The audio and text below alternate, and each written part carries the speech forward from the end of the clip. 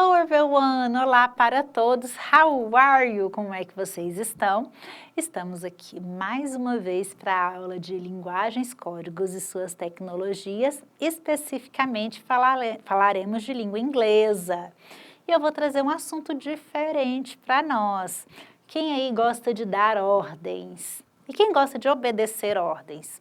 Ordens fazem parte do nosso dia a dia, mesmo quando a gente não percebe que a gente está usando esse tempo verbal chamado imperativo. Existem dois tipos de ordens que nós utilizamos. Existe a ordem por hierarquia, eu sou o chefe, eu sou o professor, eu mando você fazer alguma coisa. E existe a ordem que é uma orientação, eu estou te ensinando a fazer algo, eu estou te conduzindo.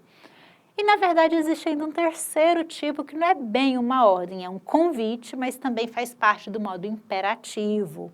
No inglês, essas três situações, elas acontecem e elas são muito específicas. Quando eu quero dar uma ordem em inglês, é o único caso de frase que ela não tem sujeito, ela começa pelo verbo. Por que que ela não tem sujeito? Em português, você já deve ter estudado o tal do sujeito oculto. Eu sei que ele existe, mas ele não aparece na minha frase. Por exemplo, quando eu digo, pegue esse garfo. Quem que é o sujeito da minha frase? Quem vai pegar o garfo? Você. Então, o meu sujeito oculto é, você pegue esse garfo. Em inglês, isso acontece também, mas só no modo imperativo. No modo imperativo, eu vou começar a minha frase com o verbo, que é a palavra de ação, e eu não escreverei o sujeito, porque eu estou dando uma ordem para você, para a pessoa à minha frente. A pessoa com quem eu estou falando já é o sujeito da frase. Então, em inglês, eu não vou falar, você aí, pega esse garfo, você aí, senta. Fica muito agressivo. Então, a ordem no inglês, ela começa pelo verbo. Por exemplo, sit down. A gente quase emenda as duas palavrinhas. Sit down, sente-se. Sit down é uma ordem, é um comando, é uma frase no imperativo. Stand up, levante. Stand up, levante. Tem até uma forma de comédia comum chamada stand-up, é justamente a comédia em pé, comédia levantada, stand-up. Open the window, open, abra, o quê? A janela. Open the window. Close the door, fecha a porta. Close the door. Ou, please be quiet. Opa, peraí, não começou com um verbo. E esse please aí? Lembra que eu falei que tem dois tipos? Se eu começo o meu comando pelo verbo sente, levante, abra, feche, eu estou numa posição hierárquica superior à sua. Eu posso ser seu chefe, seu professor, seu pai, sua mãe, seu avô. Eu sou alguém que tem uma suposta autoridade sobre você. Ou eu estou te conduzindo por algo que é uma obrigação sua. Agora, se eu não estou em nenhuma dessas posições, eu dar a ordem direta é mal educado. Então, em inglês, nós utilizamos algumas expressões para atenuar.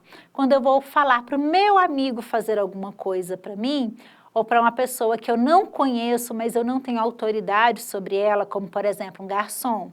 Eu não tenho autoridade sobre um garçom. Eu pago pelo serviço, mas eu não sou o chefe do garçom. Eu sou o cliente, então eu tenho a obrigação de ser respeitoso com esse garçom ou garçonete. Então, em inglês, eu sempre vou utilizar expressões como please, may I.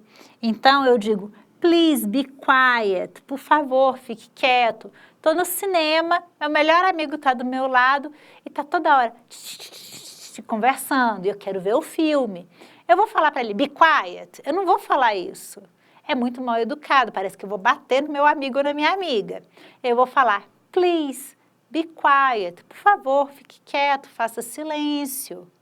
Então, em situações em que eu preciso ser respeitoso e mesmo assim dar um comando, uma orientação, eu vou utilizar a palavra please, que significa por favor. Please be quiet. Please, don't do this. Por favor, não faça isso.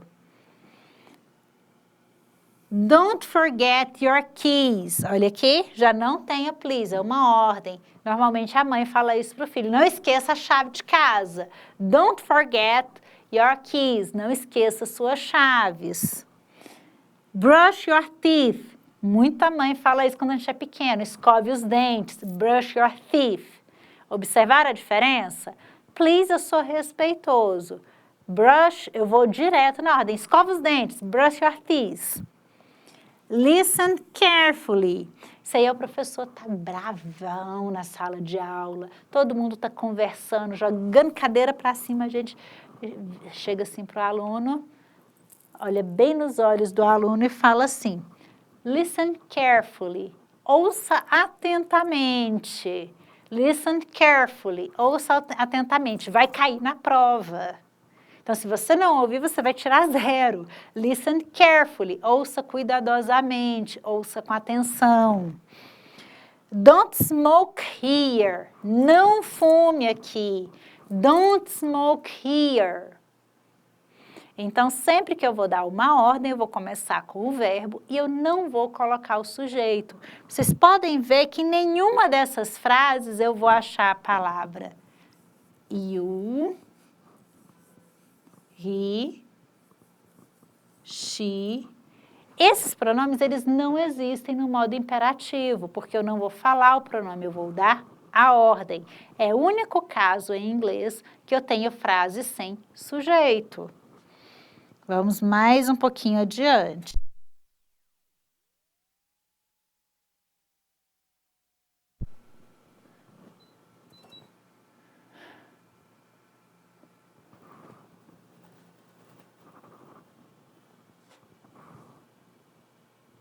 E agora, José?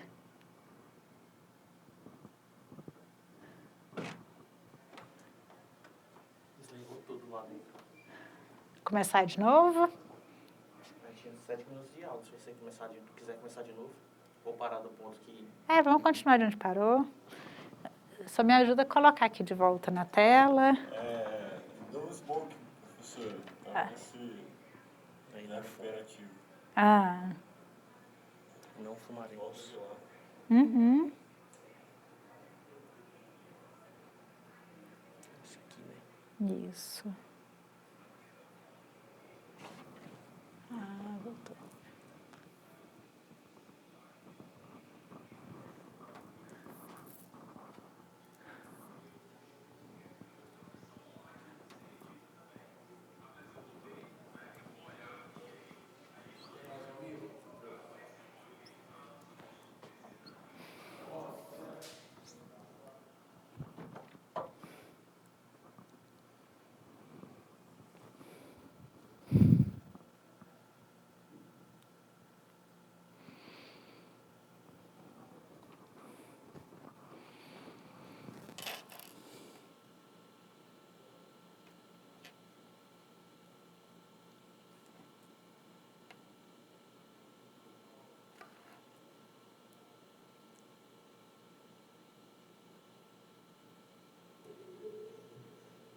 Bora começar?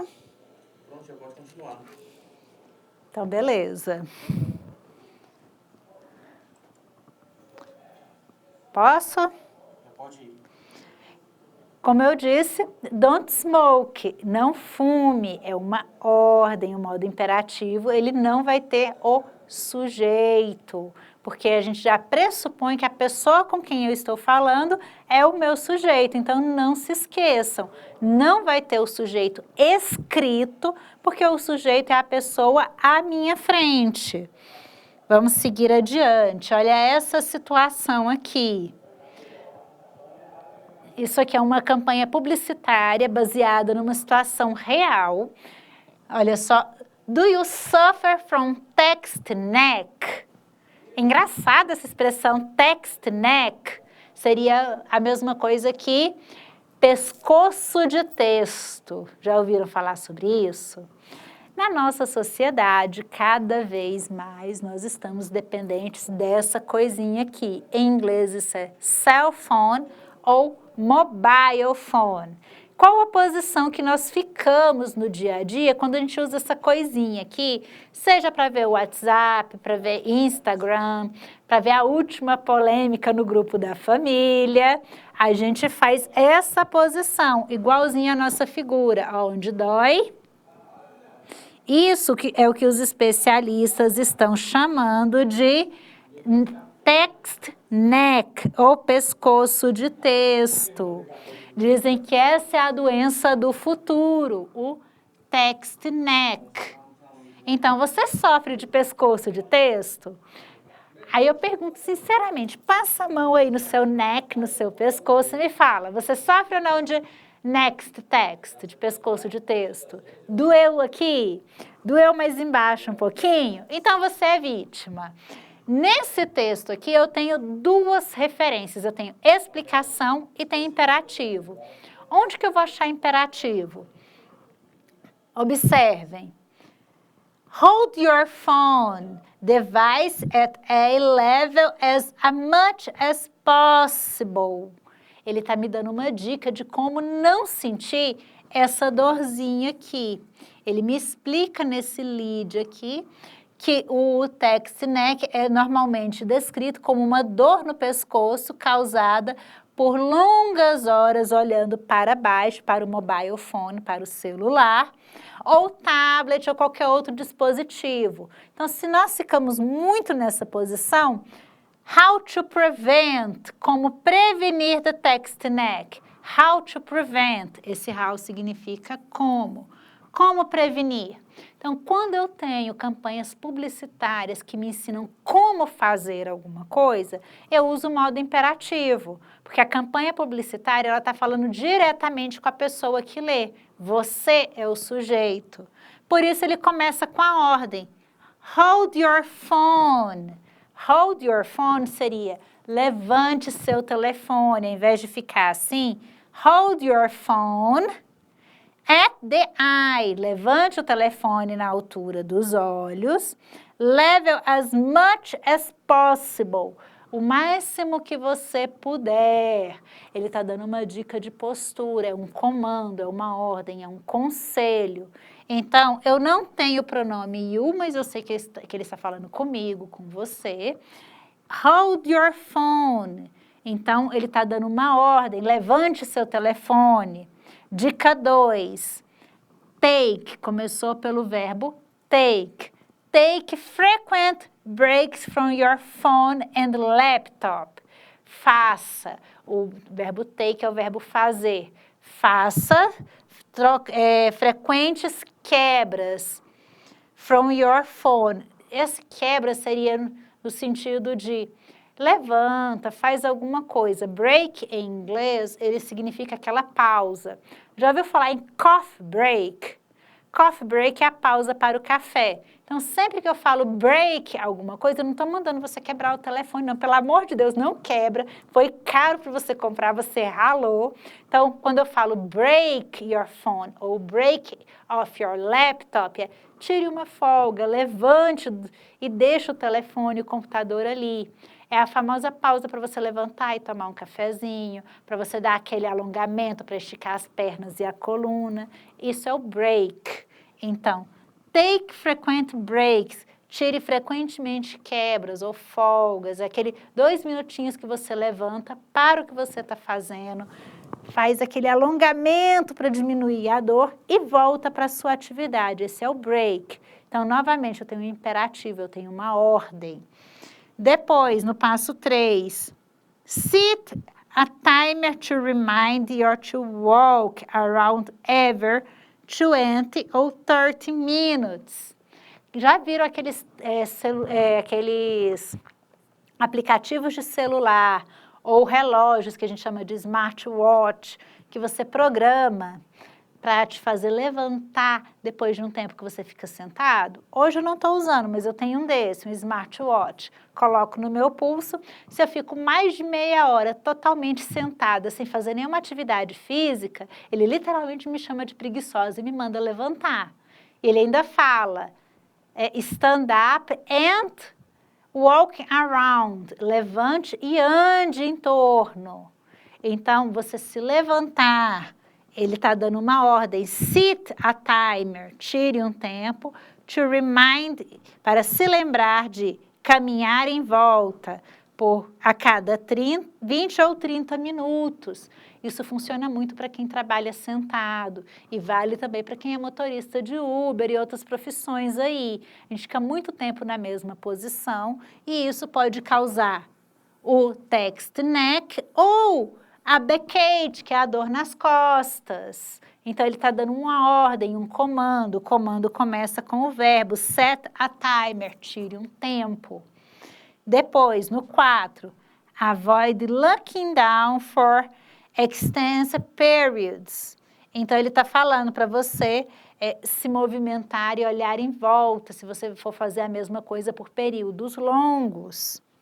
Make sure you sit square to your work screen. Make sure you sit square. Então, você tem que ter muito cuidado com onde você está sentado, a posição que você senta. Todo esse texto ele é construído de modo imperativo. Observem, ele não está numa posição de chefia, de hierarquia, mas ele está te dando orientações de como sentir melhor, de como não sentir dor. Essas orientações, essas ordens, elas são no modo imperativo.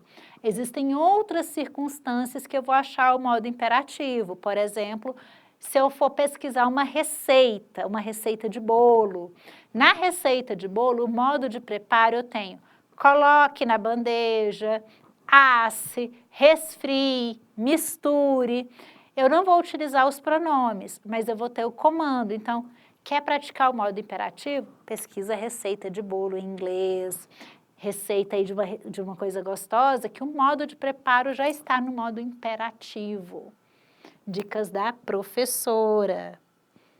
Outra dica boa de estudos é aquela mesma plataforma que eu indiquei no vídeo passado, o WordWall. Ele, como eu disse, tem jogos, atividades lúdicas que ajudam a gente com vocabulário. Lá tem esse link aqui, puxei esse QR Code, que traz para a gente atividades do modo imperativo. Novamente, não faz parte do material do EJTEC, não faz parte da plataforma do EJTEC, não é obrigatório, mas se você quiser melhorar o seu vocabulário e se divertir aprendendo inglês, acessa ou esse site ou mira o seu celular nesse QR Code aqui, acessa o QR e você vai abrir esse joguinho aqui. Deixa eu abrir para vocês. Ó.